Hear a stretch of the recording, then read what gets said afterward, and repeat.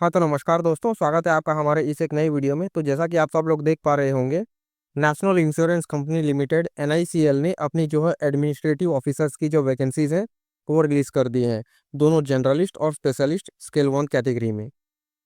इनकी जो डेट्स हैं वो 12 जून से स्टार्टिंग होंगी, मतलब परसों से, और 3 जुलाई तक इसकी लास्ट डेट होगी। और इनकी जो एप्लीकेशन फीस है वो भी लास्ट डेट 3 जुलाई तक रखी गई है। फेज 1 एग्जामिनेशन प्री लेवल के जो एग्जामिनेशन होंगे वो 20 जुलाई 2025 को रखी गई है, मतलब और 1.5 महीना कम से कम बाकी होगा। उसके बाद फेज 2 के जो एग्जामिनेशंस हैं वो 31 अगस्त को रखी गई है, मतलब नेक्स्ट मंथ, उसके ठीक नेक्स्ट मंथ 1 महीना तक आपको मिल जाएगा। तो अभी वैकेंसीज देख लेते हैं। तो स्पेशलिस्ट में जो डॉक्टर MBBS का वो 10 पोस्ट है, लीगल के लिए 20 है, फिनेंस के लिए 20, IT के लिए 20, ऑटोमोबाइल इंजीनियर्स के लिए 20। डॉक्टर्स MBBS जो बैकलॉग रह गया था वो 4 वैकेंसीज है, फिनेंस में 1 रखा गया है, ऑटोमोबाइल इंजीनियर्स के लिए 1। और जो जनरलिस्ट पोस्ट रखी गई है वो टोटल 170 है। वन रिजर्व के लिए 68, OBC 47, SC 26, ST 12, EWS 17 और बाकी PWD कैंडिडेट्स के आप अपने हिसाब से देख लीजिएगा। आपको कोई भी डाउट हो रहा है तो कमेंट सेक्शन में कमेंट कर दीजिएगा, हम उसका रिप्लाई आपको बहुत जल्दी दे देंगे।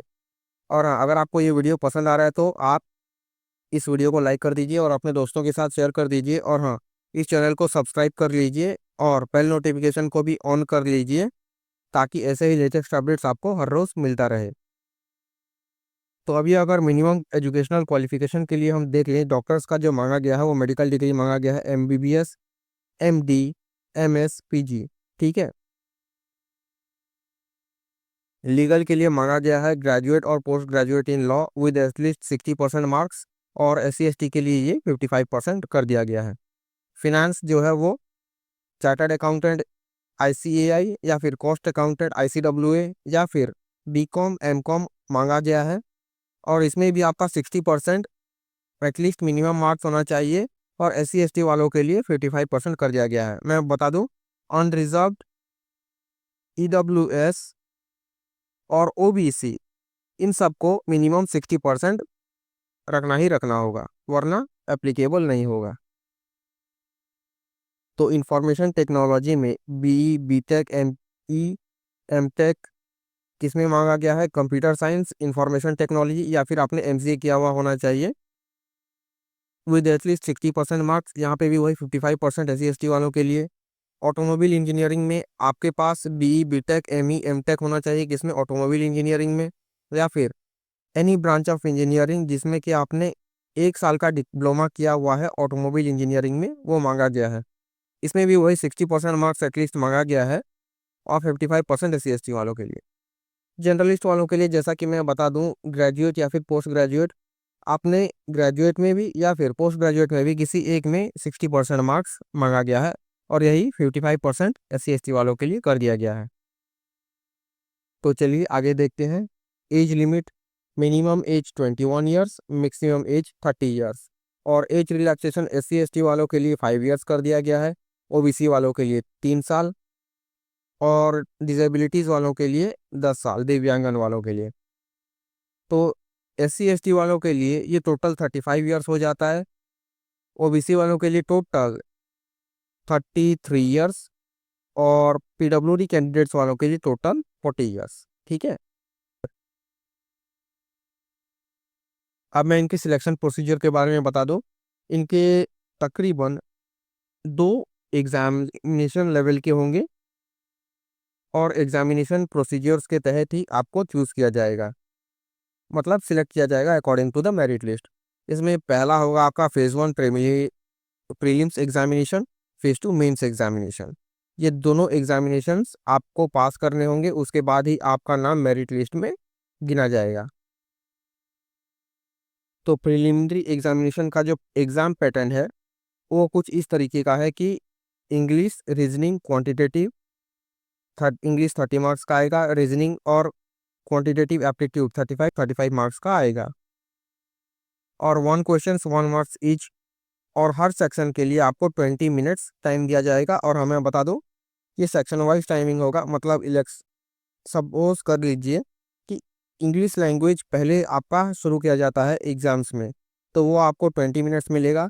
आप जितना अटेंड कर पाए उसके बाद डायरेक्टली आप पहुंच जाएंगे रीजनिंग एबिलिटी में 20 मिनट्स खत्म हो जाने के बाद।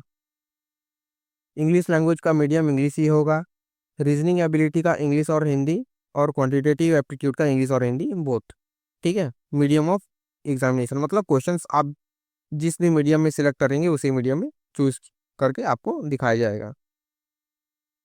और जनरलिस्ट वालों के लिए जो मेंस एग्जामिनेशन है, और हमें आपको एक और बात बता दूं, ये जो प्रिलिमिनरी एग्जामिनेशन है इनका जो एग्जाम पैटर्न है प्रीलिम्स का, वो सारे डिसिप्लिन्स के लिए सेम रखा गया है। ठीक है, सारे डिसिप्लिन्स के लिए सेम रखा गया है, बस मेंस एग्जामिनेशन में थोड़ा बहुत चेंजेस किया जाएगा। आइए देखते हैं, पहले जनरलिस्ट वालों का डिस्कस कर लेते हैं। तो पहले जनरलिस्ट वालों का डिस्कस कर लेते हैं। रीजनिंग आपका आएगा 50 questions 50 marks, English 50 questions 50 marks, general awareness 50 questions 50 marks, computer knowledge 50 questions 50 marks, quantitative aptitude 50 questions 50 marks. 5 sections होंगे, हर सेक्शन में से 50 questions 50 marks, total 250 questions 250 marks. ठीक है, और इन सब के लिए सेपरेट टाइमिंग रखा गया है, वो आप देख लीजिए। और हमें आपको बता दो, इस का जो पीडीएफ है वो आपको हमारे टेलीग्राम चैनल पर प्रोवाइड कर दिया गया होगा, तो आप हमारे वीडियो के डिस्क्रिप्शन में दिए गए लिंक पर जाकर के टेलीग्राम चैनल को ज्वाइन कर सकते हैं। ज्वाइन कर लीजिए, आपको ऐसे ही लेटेस्ट अपडेट्स हर रोज़ मिलते रहेंगे।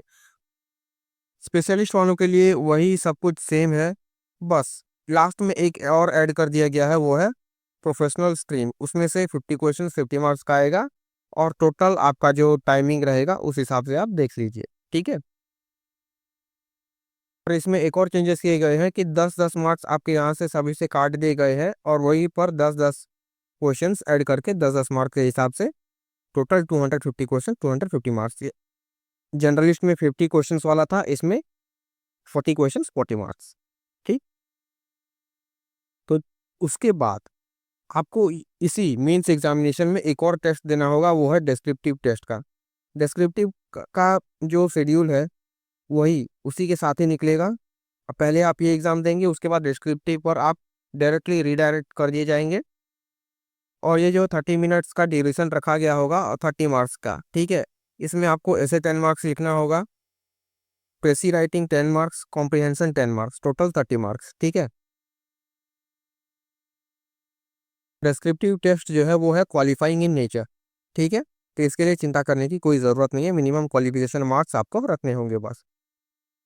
और ऑनलाइन एग्जामिनेशंस में आपको क्या क्या लेके जाना होगा, कॉल लेटर एडमिट कार्ड वगैरह लेकर के जाना होगा, फोटो आइडेंटिटी प्रूफ लेकर के जाना होगा, उसका जो फोटो कॉपी है जेरोक्स उसका वो पकड़ के जाना होगा, और आधार कार्ड। ठीक है, ये सब कुछ आपको लेकर के जाना ही होगा। उसके बाद आपका एक इंटरव्यू भी शेड्यूल करके रखा गया होगा। पहले आपका प्रीलिम्स होगा, उसके बाद मेंस होगा, उसके बाद इंटरव्यू होगा। ठीक है, इन सब के बाद ही आप जाके सिलेक्ट करवाए जाएंगे। ठीक,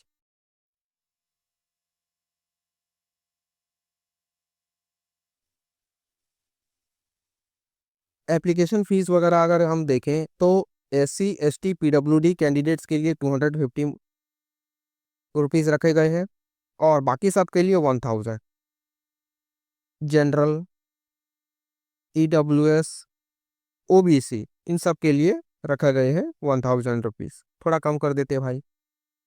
और एग्जामिनेशन सेंटर्स वगैरह आप ज़रा वीडियो को पॉज करके देख लीजिएगा, या फिर ये PDF तो मैं प्रोवाइड कर दिया हूँ टेलीग्राम चैनल में, तो आपको चिंता करने की कोई ज़रूरत नहीं है, वहाँ पर डाउनलोड करके आप ज़रा देख लीजिएगा।